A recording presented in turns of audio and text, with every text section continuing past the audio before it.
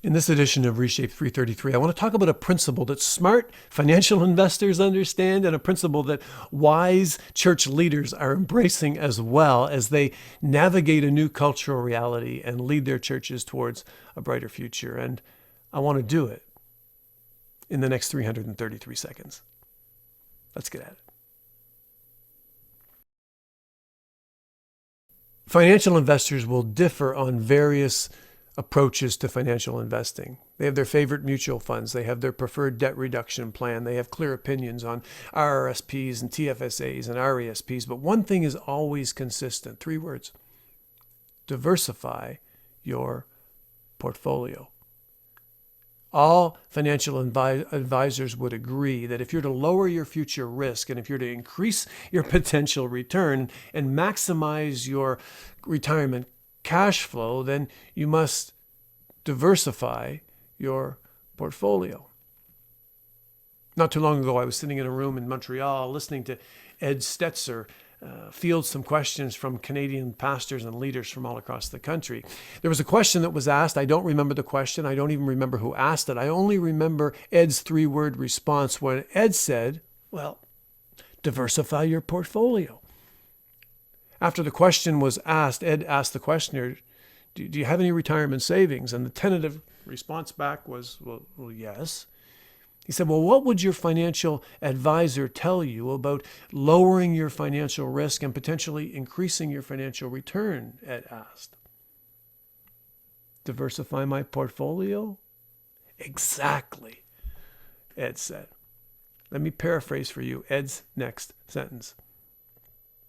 He said, as we move ahead in this changing culture, trying to figure out the way forward for the Church of Jesus, experimenting with lots of different methods and lots of different methodologies and lots of different pilot projects, praying that at least one will stick and will gain some traction, the essential must for churches is that we diversify our portfolio.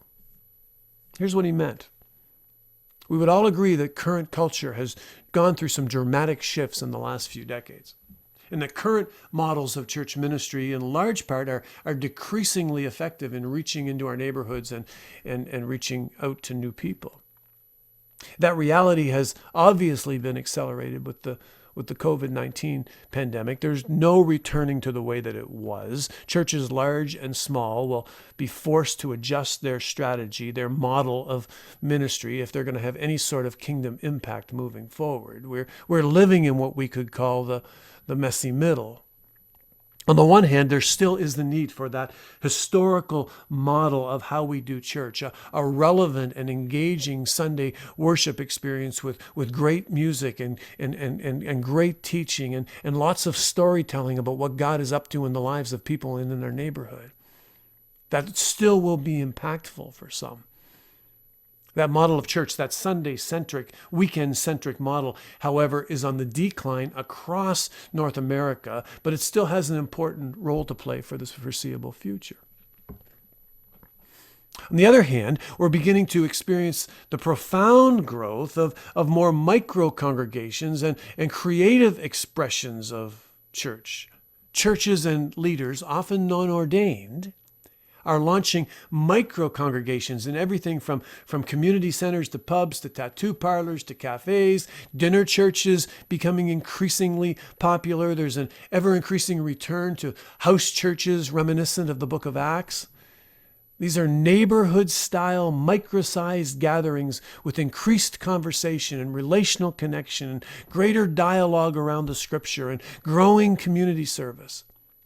And increasingly, these micro-churches are seemingly more effective evangelistically in seeing people make first-time commitments to Christ. Unlike the traditional model of doing church, these congregations are initiated by people who have a desire to create a warm and engaging environment for those that don't do church. I believe that these micro-congregations are reshaping the future for the church. And what would it look like for your church to start one? So what's the point? Well, the point is this.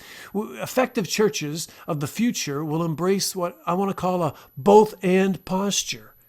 They will diversify their portfolio. They will investigate new ways of being engaging on Sunday. They will increase their commitment to relevant teaching and fostering friendships and deep community and engaging with their neighborhoods.